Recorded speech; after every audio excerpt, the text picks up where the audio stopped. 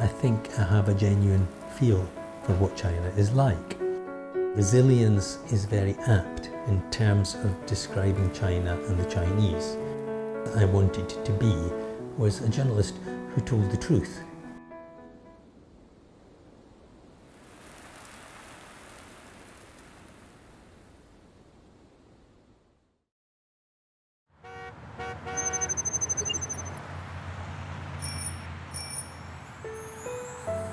My name is David Ferguson.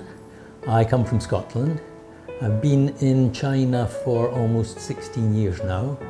I work for Foreign Languages Press and I am the Honorary Chief English Editor in Foreign Languages Press, which publishes books in foreign languages for foreign audiences presenting China to the world.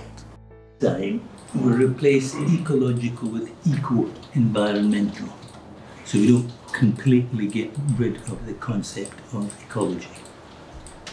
If you check that expression, you'll almost certainly find if there's 1,000 hits on Google, you'll find that 999 of them are Chinese sources. So we really have conscious in that. Ecological civilization. Because all I'm doing is going through other people's work and correcting it. I've stayed in the job for 10 years. If you think about it from a superficial level, it might appear boring. Actually find very interesting about the job is that I don't just have to correct stuff. I actually have to work out why it's wrong. And that's not as easy as you might think. It means trying to understand what the message is and trying to find a way of expressing that message as well as possible in English. And that's a very different job from correcting grammar and spelling.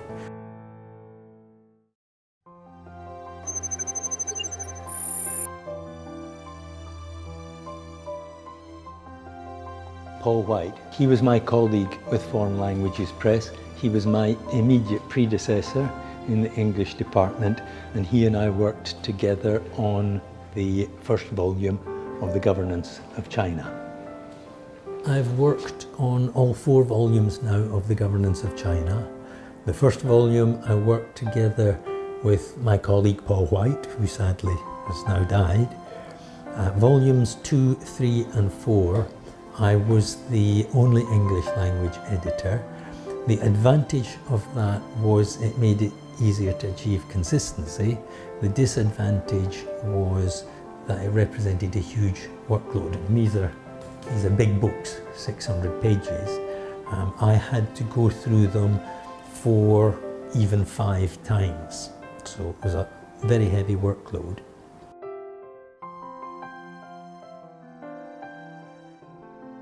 There are a lot of very difficult things that you have to do in terms of the translation and the editing work. And the first problem is at a more conceptual level.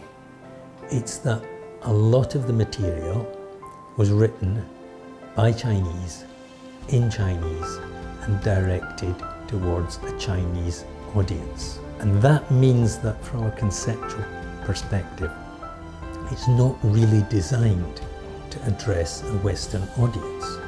Very, very big gap between Chinese political discourse and a Western political discourse.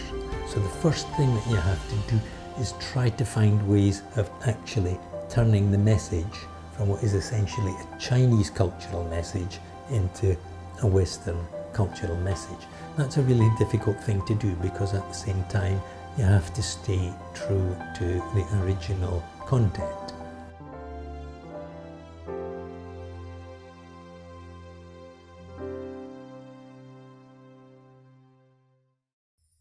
I joined China.org at the end of April 2008, and then in May 2008, start of May, there was the terrible earthquake in Wenchuan.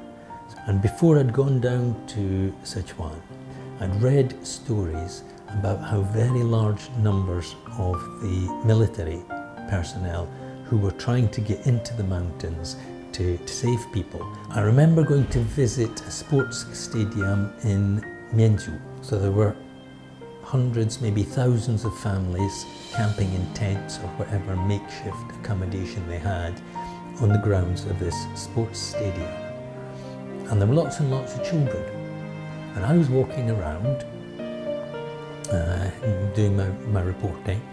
For a lot of them, I guess I was probably the first Uyghur they'd ever seen. I was the first foreigner. I have a photo which is really, really interesting, because I'm in the photo with a group of children and adults in the background, and everybody in the photo is smiling and laughing. And these were people who had just been through a terrible experience, and it just shows how resilient people are, that they're capable of overcoming something like that. Resilience is a characteristic which I think is very apt in terms of describing China and the Chinese.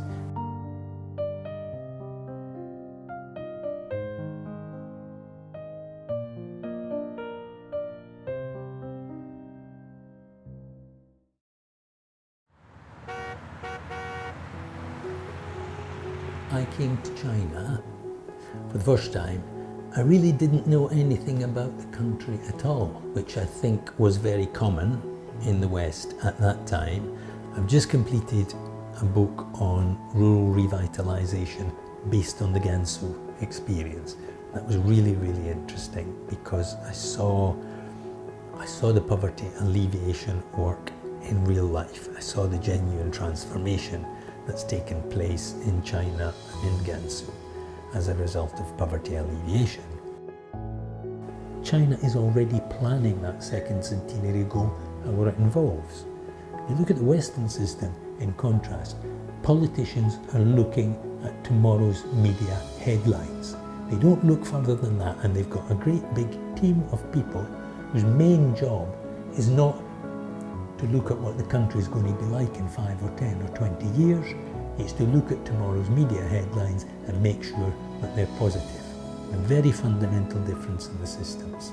Being a Westerner, being an English speaker, I could watch both versions of events. And the story that was being told in China was completely different from the story that was being told in the West. I could see that the Chinese story was accurate and true. And I actually got quite angry about it, because the Western story was so misleading. I wanted to be was a journalist who told the truth. The US and the UK are arguing in a language that is their native language. They're criticizing China to an English-speaking audience using their native language. And China has to respond to that. China is trying to talk to people from another culture using a language that is not China's language, and that makes it difficult. So one of the things that we can do, not just me, myself, one of the things that we can do is Westerners who are in China, who are supportive to China, we can actually play a much better role in terms of arguing China's case, rather than presenting China's case, in terms of actually arguing, going head to head, going toe to toe with critics.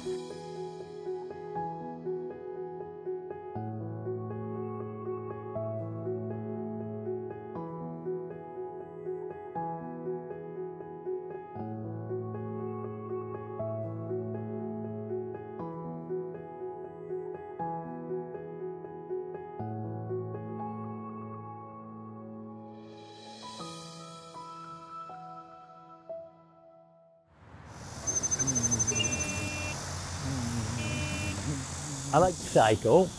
I like to cycle when I'm back home in Edinburgh too, but I find baiting is a lot easier for a number of reasons. One, because it's nice and flat. Pretty much every road, you can see the cycle lanes here.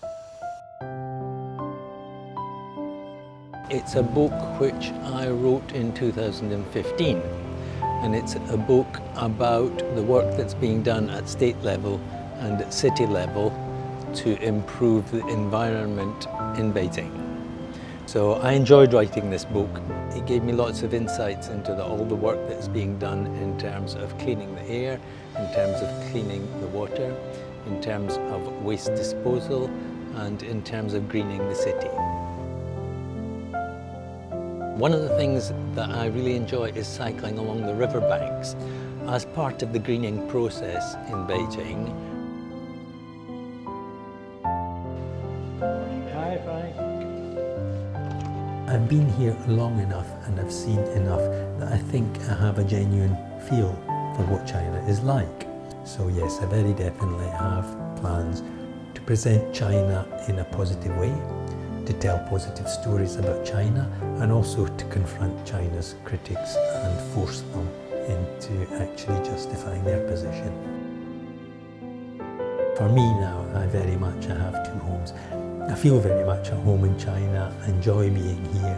I like Chinese people, I like Chinese culture, I like Chinese food, I like the country.